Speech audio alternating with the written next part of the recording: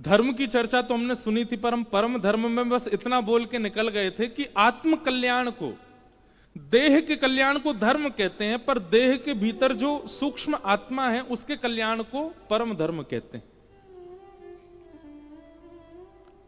और एक बात याद रखिएगा, देह को कितना भी स्वच्छ बनाइए, कितना भी निर्मल बनाइए, कितना भी पवित्र बनाइए, वो सब धर्म कहलाएगा, पर आत्म कल्याण तो विचारों की शुद्धि से ही माना जाएगा। अगर आपके विचार शुद्ध नहीं है, कोई व्यक्ति आता है, उस व्यक्ति को देख के आपकी भावना कैसी बनती है, उससे पता चलता है कि आपकी आत्मा कितनी शुद्ध है।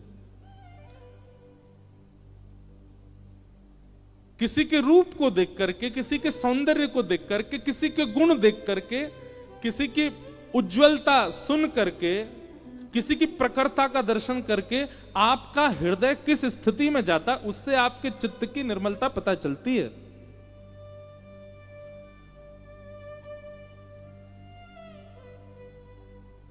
चित्त की निर्मलता यदि नहीं है, उसके लिए परम धर्म का यहां मार्ग बता रहे हैं। सवै पुंसाम परो धर्मो यतो भक्तिर अदोक्षजे। अदोक्षज किनका नाम है? भगवान श्री कृष्ण को अदोक्षज कहते हैं। अदोक्षज भगवान की प्रेम लक्षणा भक्ति प्रारंभ कर दो। प्रेम लक्षणा भक्ति मतलब एक तो होती है पूजा और एक होती है भक्ति। पूजा में और भक्ति में दोनों में अंतर होता है, बहुत ध्यान से सुनिएगा। 90% लोग भारत के पूजा करते हैं, भक्ति नहीं। पूजा का मतलब क्या होता है? पूजा देवताओं की इसलिए की जाती है ताकि देवता प्रसन्न होकर हमारी मनोकामना पूरी करें, उसको कहते हैं पूजा। और भक्ति, उसमें अपनी मनोकामना नहीं होती, उसमें ठाकुर जी की प्रसन्नता का भाव रखा जाता है, वो भक्ति है। जहां अपनी प्रसन्नता प्रधान है वो पूजा है, जहां देव की प्रसन्नता प्रधान है वो भक्ति है। हमारे भारत के लोग पूजा ज्यादा करते हैं।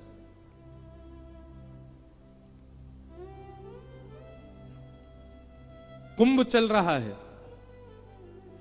95% नहीं 99% लोग वहां पूजा के भाव से जाते हैं। हमको स्नान करने को मिले, हमको महात्माओं के दर्शन करने को मिले, हमको शिविर में जाने का अवसर मिले, उन महापुरुष के दर्शन मिल जाए, उससे क्या होगा? हमारा जीवन शुद्ध होगा, हमारे पाप धुल जाएंगे, हमारे जीवन के सारे नकारात्मक ऊर्जाएं खत्म हो जाएंगी, हमने अब तक जितने भी पाप किए हैं सब खत्म हो जाएंगे। ये क्या है? ये पूजा का भाव है। आप कहीं ना कहीं अपनी मनोकामना पूर्णता चाहते हैं, इसलिए वो पूजा कहलाता है। भक्ति में अपनी मनोकामना नहीं होती, उसमें तो देव प्रसन्नता होती है। और क्षमा कीजिएगा, वृंदावन चंद, वृंदावन बिहारी लाल जहां कहीं भी हैं, वो पूजा स्वीकार नहीं करते, वो सेवा ही स्वीकार करते, वो भक्ति ही स्वीकार करते हैं, उनकी प्रसन्नता। कल हम गए, दर्शन किए, तो बिहारी जी, मेरे को तो नाम भी याद नहीं, बिहारी जी, राधा वल्लभ जी और अटल बिहारी जी, और कौन कौन से थे, द्वारिकाधीश जी, सब जगह आपने एक चीज देखी, ठाकुर जी ऊनी वस्त्र पहन करके, ठाकुर जी शॉल ओढ़ करके, ठाकुर जी ऊनी ऐसे पाग बांध करके, कान वान सब ढक करके खड़े। अब पूजा होगी तो इनका विचार नहीं किया जाएगा, सेवा है इसलिए विचार किया जाता है। अभी हमारे वृंदावन में ठाकुर जी को मोजे पहनाए जाते हैं, पैरों में, हाथों में। कल वसंत पंचमी है, कल ठाकुर जी के मोजे उतार देंगे। अभी इस बार तो पता नहीं क्या हुआ है मौसम में, हमारे ही 2-2 एसी लगे हैं, बताओ, जनवरी में। आज तो 1 फरवरी, फिर भी इतना शीतकाल रहता है हमेशा, पर इस बार पता नहीं क्या हुआ है, ठाकुर जी की क्या इच्छा है। और या हो सकता है सागर में ही कम पड़ती हो ठंड। लेकिन हमारे वृंदावन का नियम है कि वसंत पंचमी से ठाकुर जी के गर्म वस्त्र धीरे धीरे कम किए जाते हैं। सबसे पहले ठाकुर जी के मोजे उतारे जाते हैं। मोजे क्यों? और कई बार ऐसा होता है कि वसंत पंचमी वाले दिन भयंकर कोहरा होता है वृंदावन में, इतना भीषण कोहरा कि आप अपना हाथ नहीं देख सकते आगे, और ठाकुर जी के मोजे उतारने पड़ते हैं। तो एक बार मैंने हमारे ब्रज के एक रसिक थे, उनसे कहा कि ठाकुर जी के मोजे क्यों उतार रहे हैं, इतनी तो ठंड पड़ रही है, बाहर गलन हो रही है, इतनी शीतलता हो रही है, ठाकुर जी के मोजे क्यों उतारते हैं वसंत पंचमी को? कई बार दिन के हिसाब से नियम का पालन नहीं करना चाहिए, वातावरण के हिसाब से भी करना चाहिए। हम सेवा सेवा चिल्लाते हैं सब जगह, ठाकुर जी के सुख का विचार करना चाहिए, बाहर इतना जाड़ो पड़ रहा है, हम ठाकुर जी के मोजा उतार रहे हैं। तो मुस्कुरा के बहुत अच्छी बात बोली, बोले देखो वसंत पंचमी पर मोजा इसलिए उतारे जाते हैं कि जब मोजा उतरेंगे तो ठाकुर जी को ठंड लगेगी, और जब ठाकुर जी को ठंड लगेगी तभी ठाकुर जी ऋतुओं से कहेंगे हाँ भाई जल्दी चलो, अब हमको जाड़ा लग रहा है, अब जल्दी गर्मी लाने प्रारंभ करो।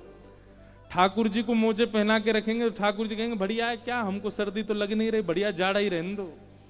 इसलिए वसंत पंचमी पर मोजे उतारे जाते हैं ताकि ठाकुर जी ही ऋतुओं को आज्ञा करें कि अब बढ़ो आगे, अब ग्रीष्म आने दो। पहला बात। अब ये तो थी सामाजिक स्तर की बात, सबको बताने वाली बात, पर एक गोपनीय रहस्य भी है, बता दें। हमारे वृंदावन में वसंत पंचमी से होली प्रारंभ हो जाती, कल से रंग प्रारंभ हो जाएगा, 40 दिन तक होली चलेगी वृंदावन। कल पहला गुलाल लगेगा ठाकुर जी को। अंतरंग बात यह है कि ठाकुर जी वृंदावन में पादुका नहीं पहनते, और प्रतिदिन ठाकुर जी एक एक गोपी के यहां जाते हैं उसकी सेवा को, उसके प्रेम को स्वीकार करने के लिए। तो ठाकुर जी पादुका नहीं पहनते हैं, तो ब्रज की लीला में ब्रज की जितनी भी गोपियां श्री राधा रानी हैं वो ठाकुर जी के चरण चिन्ह देख लेती हैं कि आज ठाकुर जी कहां गए, और पीछे पीछे चरण चिन्हों के पीछे पीछे चलते चलते उस गोपी के यहां पहुंच जाते हैं जिसके यहां ठाकुर जी बैठे होते हैं, और वहां जाकर के सब सखियां खड़ी हो, अच्छा तो आज यहां पे आनंद हो रहा है। फिर ठाकुर जी बड़े संकोच में आ जाते हैं। लेकिन जैसे ही सर्दी आती है ना, सर्दी में ठाकुर जी पहन लेते हैं मोजा। मोजा पहनते ही ठाकुर जी के चरण चिन्ह नहीं दिखते, सब गोपियां ढूंढती रह जाती हैं, ठाकुर जी मिलते ही नहीं है, कहां चले गए। तो जैसे ही होली आती है तो किशोरी जी चरण से मोजा उतरवाती हैं, बोले अब तो होली आ गई, अभी तक तो जाड़ा था उसका बहाना था, पर अब होली पे तो ये विशेष कृपा करेंगे गोपियों पर, ग्वालों पर, सखियों पर, इनके मोजा उतारो, कल से ये कहां कहां जाएंगे हमको सब खबर होनी चाहिए, और वहां जाके क्या पा रहे हैं, क्या कर रहे हैं, कैसे नाच रहे हैं। इसलिए किशोरी जी हट बट के ठाकुर जी के मोजा उतरवाती हैं ताकि इनके चरण चिन्ह हमको दिख सकें ये कहां गए हैं। ये हमारे निवृत्त निकुंज की लीला है। देखो वृंदावन कुंज, निकुंज, निवृत्त निकुंज। कुंज सबको बताया जाता है, निकुंज प्रेमियों को बताया जाता है, और निवृत्त निकुंज केवल रसिकों को बताया जाता है। अब हमने यहां निवृत्त निकुंज बता दिया, उन्हीं को ही समझ में आया होगा जो रसिक होंगे। ताली आप सब बजा लो, पर समझ में उन्हीं को आई होगी ये बात जो रसिक होंगे, जिनके चित्त में रसिक भाव होगा उन्हीं को ही पता होगा। इसलिए ठाकुर जी को मोजे उतरते हैं। अब ये मोजा उतरना, मोजा पहनाना, अब संसारी लोगों को लगेगा ये क्या पागलपना है, ठाकुर जी को मोजा पहना रहे हैं, ठाकुर जी को मोजा उतार रहे हैं। पूजा वालों के लिए ये कुछ भी हो सकता है, पर भक्ति वालों के लिए ये सेवा है, और सेवा की प्रधानता है। हमारे वृंदावन चंद पूजा नहीं कराते, सेवा कराते, सेवा प्रधान। सेवा में अपना सुख विचार नहीं किया जाता, ठाकुर जी का सुख विचार किया जाता है। जिसमें ठाकुर जी को प्रियता लगे हम वो करें।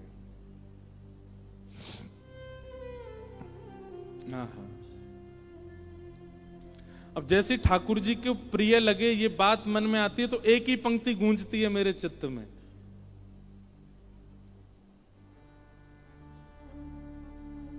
जिन भेषा मेरो सांवरो रीझे, जिन भेषा मेरो सांवरो रीझे। हम गाएंगे नहीं, बस ऐसे दोहरा दो हमारे साथ। जिन भेषा मेरो गिरधर रीझे, जिन भेषा मेरो गिरधर रीझे, सोही भेष धरूंगी हो मैं तो, सोही भेष धरूंगी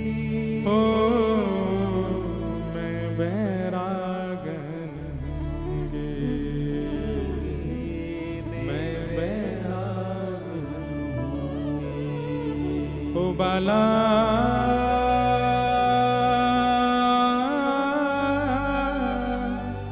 मैं बैरागन हूँगी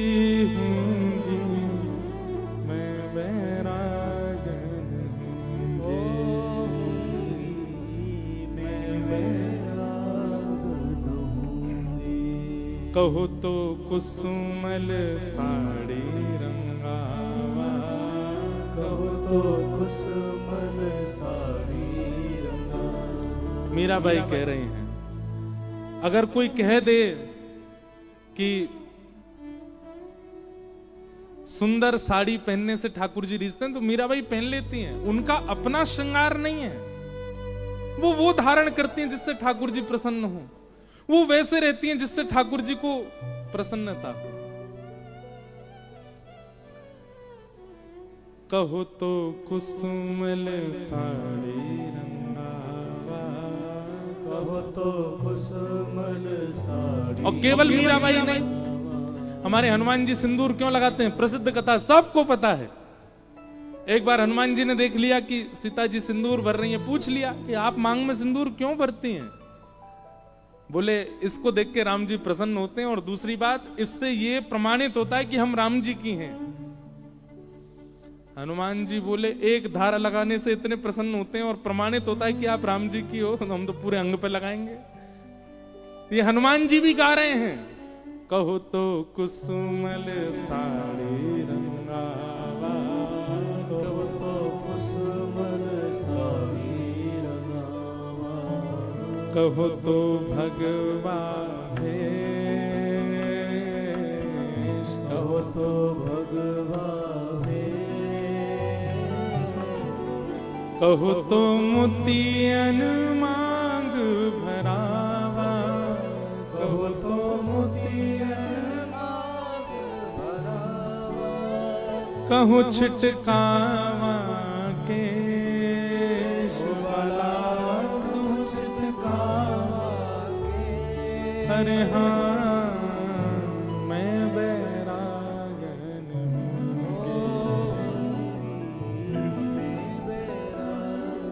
ये क्या है? ये सेवा है, ये पूजा नहीं है, ये सेवा है। और इसी सेवा को क्या कहते हैं? परम धर्म। क्या कहते हैं? परम धर्म। जो सेवा के पथ पर चलने लग जाता है उसकी आत्मा का कल्याण निश्चित है। भागवत जी कह रही हैं सवई पुंसाम परो धर्मो यतो भक्तिर अदोक्षजे अहै तुक्य प्रतिहता ये आत्मा संप्रषेदति। देह का अभिमान हम जितना ज्यादा करेंगे उतने ज्यादा संसार में गिरते जाएंगे, और जितने देहाभिमान शून्य होकर के देह ठाकुर जी के तरह से रहे, ठाकुर जी को जैसे प्रिय लगे वैसे रहे, ठाकुर जी को जैसा हम ठाकुर जी के लगे ऐसा देह को रखना, ऐसा प्रसाद पाना, ऐसे ही सोना, ऐसे ही रहना, वही आत्मकल्याण कहलाता है, वो परम धर्म कहलाता है। इस प्रकार सूत जी महाराज परम धर्म का वर्णन करते हैं। आगे भागवत जी में भगवान के 24 अवतारों का वर्णन किया गया। उसके बाद भागवत जी की रचना कैसे हुई इस विषय को बताया गया। भागवत जी की रचना क्यों हुई, ध्यानपूर्वक सुनिएगा। श्री वेदव्यास जी महाराज ने अनेक पुराण लिखे, अनेक ग्रंथ लिखे। वेदव्यास जी की अंतिम रचना है श्रीमद् भागवत। भागवत जी लिखने के बाद वेदव्यास जी ने अपनी कलम को सरस्वती जी में बहा दिया। बोले अब कुछ और लिखना शेष नहीं है, ये सर्वोपरि है, ये संपूर्ण है। भागवत जी की रचना के पीछे मुख्य उद्देश्य क्या है?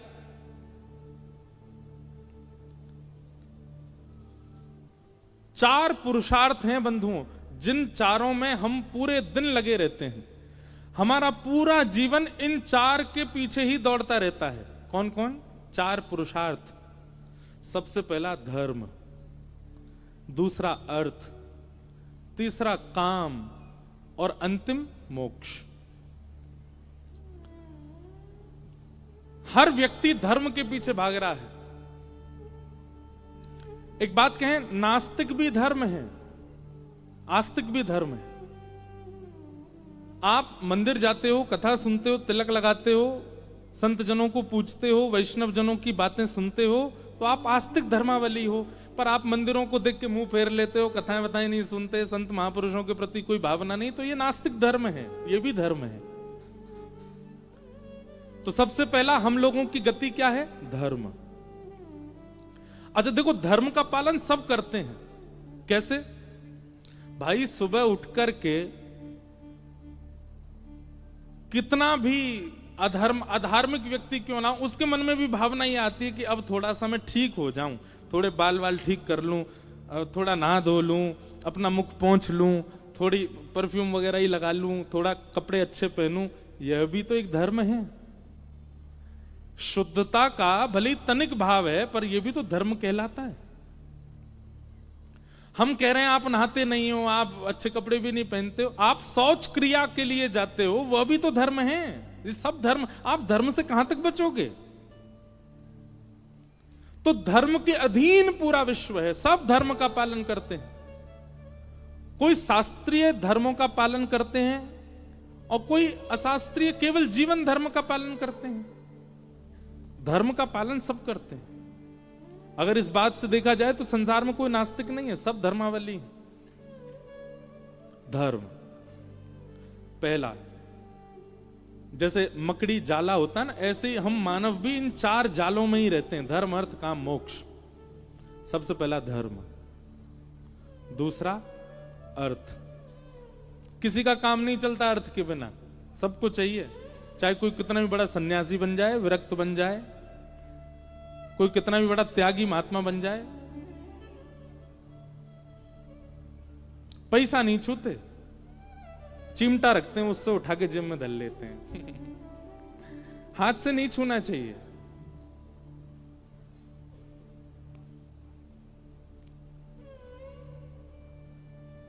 सबका काम चलता है, अर्थ सबको चाहिए। अच्छा, हम कहेंगे कि आप धन नहीं छूते, धन से आपका कोई अन्न भी नहीं लेते क्या? अन्न भी अर्थ में आ जाता है, क्योंकि अन्न का निर्माण अर्थ से ही होता है। तो धर्म, अर्थ और तीसरी बात काम। काम की अनेक परिभाषाएं। एक तो थोड़ी विलग परिभाषा है, पर काम का मतलब कामनाएं भी होती हैं, सबकी होती हैं। कामनाओं के बिना संसार में कोई रह ही नहीं सकता। आप जीवित ही नहीं रहोगे अगर कामना नहीं होगी तो। सबकी कामना होती है। धर्म, अर्थ, काम, और इन तीनों को भोगते भोगते कहीं ना कहीं व्यक्ति के अंदर चौथी भावना प्रकट हो जाती। किसकी? मोक्ष। मुझे मोक्ष की प्राप्ति हो।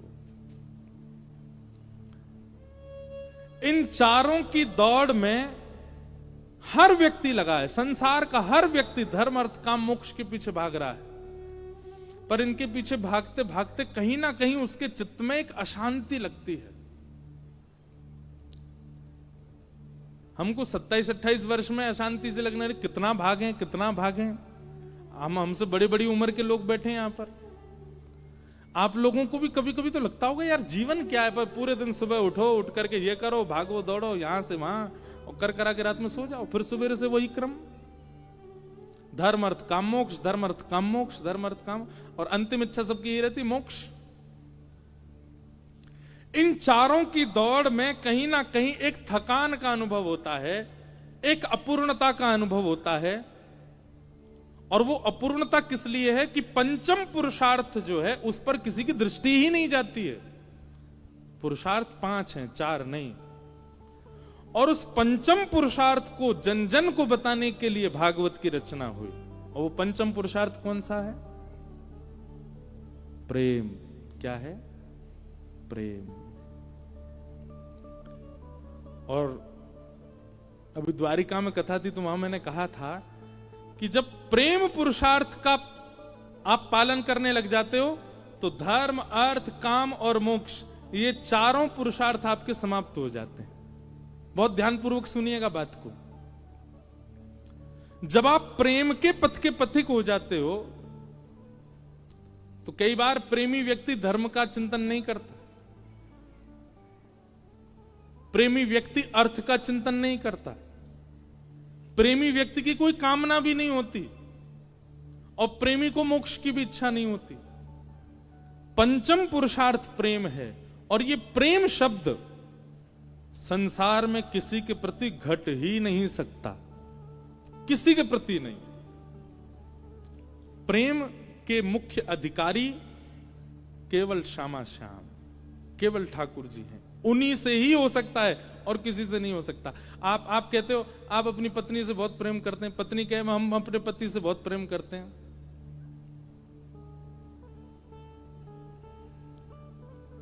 ब्याह होने के कुछ दिन पहले तक ही प्रेम बढ़िया लगता है।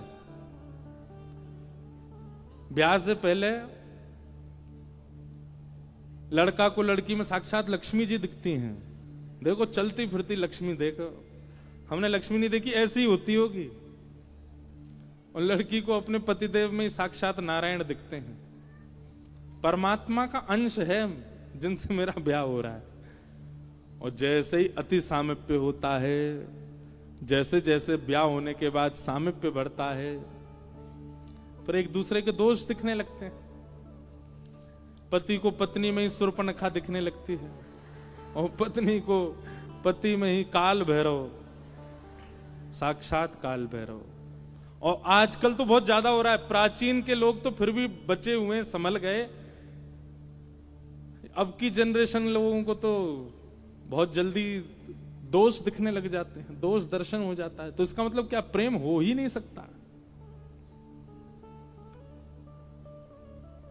फिर उसके हाथ से पानी भी आएगा ना तो भी ठंडा पीता हूं मैं, पता नहीं था तुमको ठंडा चाहिए, मुझे थोड़ा गर्म पानी चाहिए, चाय तुमने कैसी बनाई। और फिर कहीं ना कहीं दोष दिखने लगते हैं। दुनिया का कोई भी संबंध ऐसा नहीं है जहां पर आपका प्रेम का मतलब क्या।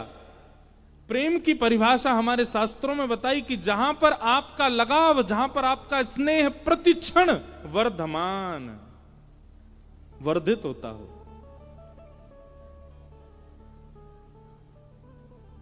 हमारे स्वामी श्री हरिदास जी महाराज का एक पद है,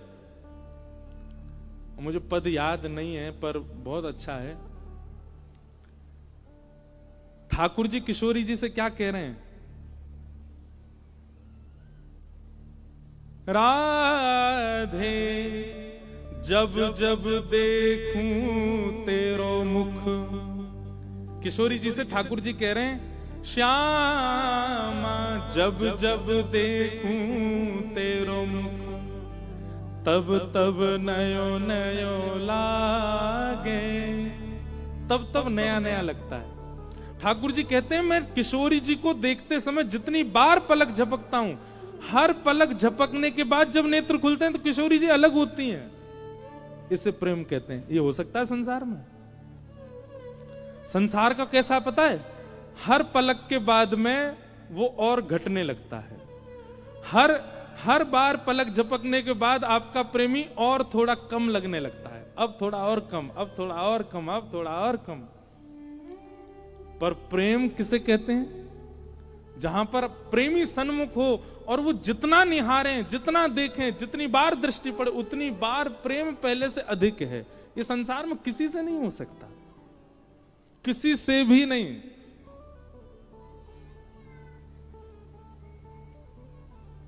हमारे गिरधर लाल 6 वर्ष के हो गए इस बार।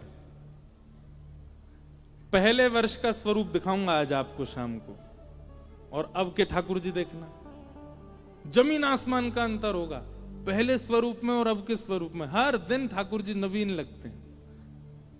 आपके तो घर पे विराज रहे हैं, आप रोज देखो, हर दिन एक नवीनता का अनुभव होगा उनके स्वरूप में। हमको तो हर दिन लगता है कि आज ठाकुर जी को एक गाल ज्यादा फूलो भयो है, आज ठाकुर जी को एक हाथ ज्यादा गदमदरा सो है गो है, आज लाल जी को एक पाम ज्यादा भार बड़ो भयो है। प्रति क्षण, प्रति पल, प्रतिदिन वर्धमान जो हो उसको प्रेम कहते हैं। और वो प्रेम संसार में नहीं हो सकता।